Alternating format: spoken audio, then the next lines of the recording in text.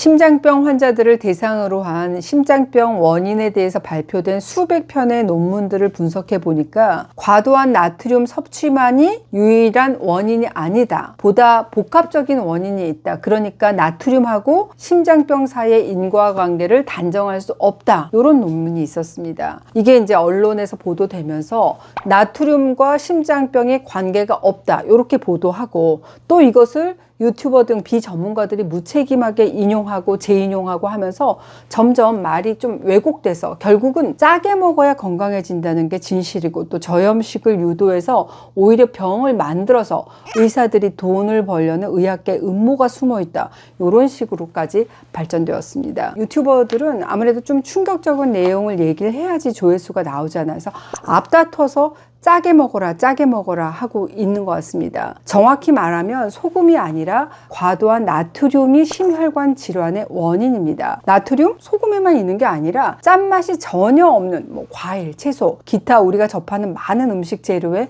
모두 들어 있습니다. 나트륨이 부족하면 당연히 안 되죠. 하지만 지금 우리 일반적인 식생활에서 나트륨을 부족하게 먹을 확률 정말 0.1%도 안 됩니다. 나트륨을 적당하게 먹으려면 짜지 않게, 안 짜게 먹는다 이렇게 생각하면서 먹어야 됩니다. 이 소금은 모자라면 사망할 수도 있는 생명의 물질이죠. 바로 우리 체내의 수분을 유지하는데 나트륨만큼 효과적인 물질도 없기 때문입니다. 나트륨은 기본적으로 수분을 잡는 힘이 좀 강해요. 그래서 나트륨이 부족하게 되면 내 몸의 체액이 몸 바깥으로 빠져나기가 쉬워집니다. 전해질 균형이 깨졌다는 얘기하죠. 세포 외액 수분 손실이 일어나는데 심할 경우에 좀 치명적인 손상으로 유발될 수도 있습니다. 나트륨은 기본적으로 인간이 땅에 살면서 꼭 필요한 성분입니다. 이렇게 인간이 생존에 있어서 꼭 필요한 나트륨이지만 육지에서는 나트륨이 턱없이 부족했어요. 그래서 우리 몸은 이 나트륨을 효율적으로 좀 재활용하도록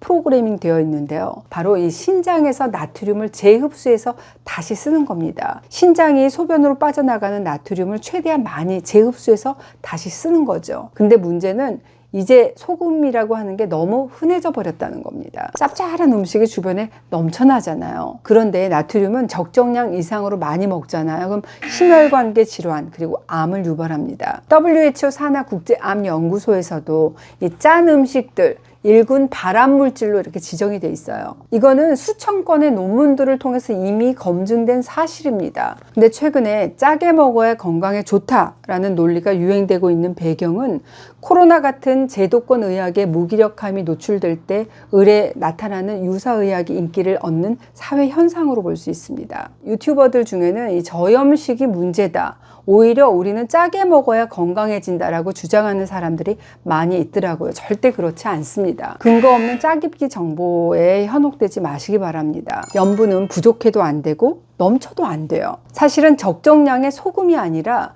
적정량의 소듐, 옛날 용어로 나트륨이 필요한 거죠. 그런데 이 소듐은 소금뿐만 아니라 식물 속에, 고기 속에 다 들어있어요. 조미료에도 들어있어요. 내가 사 먹는 음식들, 특히 과자, 빵, 음료수에도 소듐이 넘쳐납니다. 그래서 우리가 소듐을 적게 먹고 살기란 사실 아주 어렵지요. 누가 소금을 많이 먹어야 한다고 해서 내가 소금 많이 먹었거든?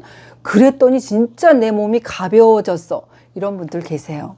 만일 정말로 컨디션이 그렇게 해서 좋아지셨다고 한다면 소금을 맹신할 게 아니라 혹시 내 부신 기능이 떨어지지 않았나 검사를 해보실 필요가 있습니다. 부신 기능이 떨어지잖아요. 그럼 코르티솔의 농도가 일정하지 않고 들쭉날쭉하게 돼요. 이렇게 코르티솔 분비가 원활하지 않잖아요. 그럼 나타나는 증상이 바로 아침 부종입니다. 코르티솔의 많은 역할 중에서 이 나트륨을 재흡수하는 역할이라는 게 있거든요. 근데 이 코르티솔이 부족해서 나트륨이 재흡수되지 않기 때문에 아침에는 저나트륨 혈증 상태가 되는 거예요. 그래서 아침에는 얼굴이며 몸이 퉁퉁 붓는 겁니다. 이 아침 부종은 오후가 돼서야 빠지게 되는데요. 내가 혈압이 낮다, 나 부신피로 증후군이 있다 이런 분이라면 아침에 꼭 적절한 염분 섭취를 해 주시는 게 좋습니다. 제가 앞서도 말씀드렸지만 우리는 알게 모르게 이 소듐을 많이 먹고 있어요. 이 표를 한번 보실까요? 짬뽕 한 그릇 이거 보실까요? 와, 4000mg의 소듐. 특히 우리가 좋아하는 간장게장, 밥도둑이잖아요. 1인분에 3221mg이라는 엄청난 양의 소듐이 들어가 있습니다. 나는 저염식을 하는데요? 나는 소금을 거의 안 쓰는데요? 하시는 분들도 우리도 이미 많은 소듐을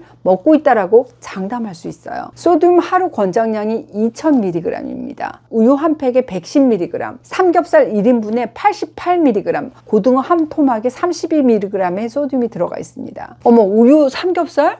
전혀 짠맛을 느끼지 못하는 상태에도 소듐이 들어가 있다고? 네. 소금을 한 톨도 치지 않았지만 이미 그 식재료에 포함된 소듐 함량이 그만큼이나 높다는 얘기입니다. 그런데 보세요. 이런 자연식품이 가공된 식품의 형태가 될 때 한번 소듐 함량 보실까요? 훨씬 더 높아집니다. 밀가루가 라면이 되잖아. 그럼 소듐의 함량이 무려 965배가 튀어요. 토마토가 케첩이 되잖아요. 소듐 함량이 260배나 높아집니다. 특히 우리가 좋아하는 빵, 이 소금이 안 들어가면 반죽 자체가 안 됩니다. 요즘 소금빵이 유행이더라고요. 맛있어요. 이 소금빵만 생각해 보실까요? 뭐 제품에 따라 함량 차이가 나겠지만 일반적으로 소금빵 한 개의 소듐 함량이 약 한 400mg으로 높은 편에 해당하거든요. 그런데 이런 음식을 내가 즐기고 먹으면서 나는 저염 식단을 하는데요 라고 얘기하는 거는 어불성설입니다. 가장 보편적인 식사로 하루의 소듐 함량 한번 유추해 볼까요? 아침은 빵으로, 점심과 저녁은 한식으로 우리가 먹었다. 그럼 하루에 얼마나 많은 소듐을 섭취할 수 있게 될지 살펴보겠습니다. 아침은 베이글과 크림치즈, 커피로 간단하게 먹고, 점심은 비빔밥, 저녁은 김치찌개하고 고등어구이, 현미밥으로 구성했어요. 보기에는 좀 건강한 식단처럼 보이죠. 그렇지만 나트륨 함량을 한번 보세요. 아침은 600mg 가까운 소듐 먹었고, 점심은 2400mg, 저녁은 1800mg의 소듐을 각각 먹었습니다. 다 합해보니까 4700mg에 해당하는 소듐을 먹은 셈인데요. 세계보건기구가 권장하는 하루 소듐 섭취량이 2000mg이거든요. 와, 4700에 해당하는 걸 2배가 훨씬 넘는 양을 우리가 먹은 겁니다. 아침을 베이글로 선택한 이유가 있어요. 요즘 뭐 베이글이 정말 붐입니다. 여기저기서 이 베이글 이용한 아침 식사 레시피 많이 올려서 저도 관심 있게 봤는데요. 베이글? 얼핏 보면 되게 건강식인 듯 합니다. 달지도 짜지도 않지, 또 담백하지, 우리 한국인 입맛에 딱 맞잖아요. 그런데 알고 보면 이 베이글에 들어있는 소듐 함유량이 엄청납니다. 짠 걸로 소문난 돼지김치찌개 있죠? 그거의 소듐 함유량보다 높은 걸로 나와요.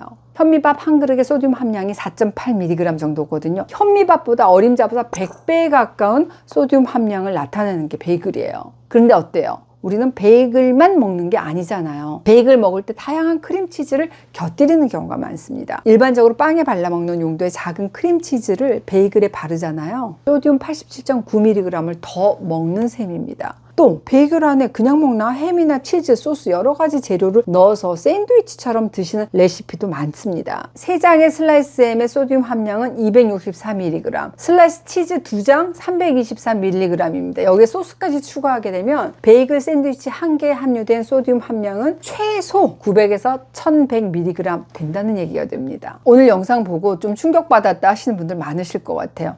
아니, 베이글은 짠맛이 전혀 못 느꼈던 빵인데도 아무것도 바르지 않아도 돼지 김치찌개 정도의 소듐을 가지고 있고, 또 거기에 치즈, 샐러드 재료까지 넣게 되면 하루 섭취 권장량 절반 정도의 소듐을 먹게 되는, 와, 더 이상 건강식은 아닌 것 같아, 그런 음식이 되어버리는 겁니다. 그렇다면 정말 저염 식단은 어떤 것일까요? 간염, 지방간 같은 간 질환이 있을 때 염분 섭취 제한하잖아요. 정말 제대로 된 저염 시기를 제가 소개해 드리겠습니다. 맑은 국, 반찬 2가지는 소금 사용 없이 먹고 반찬 1가지에만 0.5g, 저염 김치 0.4g. 여러분, 그러니까 저염 식단의 의미가 에게 소금 그만큼? 네, 요 정도를 우리가 저염 식단이라고 얘기를 하는 겁니다. 우리가 싱겁게 먹으려고 해도, 내가 아무리 저염 식사를 한다 하더라도 사실은 소듐, 그러니까 나트륨을 많이 먹고 있습니다. 제가 자주 보는 유튜브 닥터 딩요 영상에서 이런 말씀을 하시더라고요. 정말로 짜게 먹어야 건강하다, 소금을 많이 먹어야 건강하다고 여러분이 확신한다면 신장이 완전히 망가져서 신장 투석실에 와서 투석받고 있는 환자들 앞에서 그렇게 외칠 수 있다면 인정하겠다 라고 말씀하신 부분이 정말 인상 깊었습니다. 저도 그 말에 완전 공감합니다. 마지막으로 여쭤보고 싶습니다. 사람들은 왜 서울대병원 신장내과 교수의 말보다 유튜버의 말을 더 신봉하는 걸까요? 이 물음에 대한 스스로의 해답, 그리고 깨달음 꼭 얻으시길 바랍니다.